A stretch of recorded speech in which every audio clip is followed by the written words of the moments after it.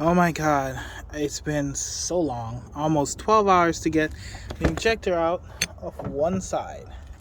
Just got this out on this side.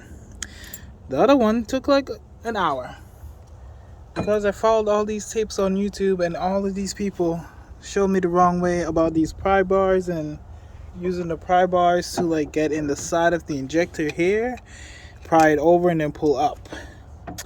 Went to Harbor Freight this morning after we couldn't do anything else, and 2 minutes and solved the problem. If you're taking your injectors out, get one of these things. Yeah, take it, put it down, slide the end on the hair, and just bolt this down slowly right by the injectors, one at a time, and it'll pop the injectors up. And you can actually put your hand on here and you can make sure the injector comes out straight and you don't have to worry about it being jammed. And then when it pops up just a little, you take this bolt out completely and you shove it actually in there, and you put the bolt from the other end and you pop it up and it'll pop the injector all the way out. 2 minutes to do the entire rail after we spent 12 hours prying at it and bending the rail slightly.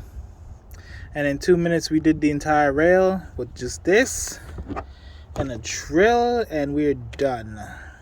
And now we can put it all back together.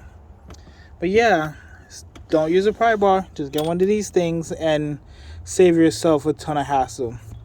This part doesn't matter because you're only using the bolt itself.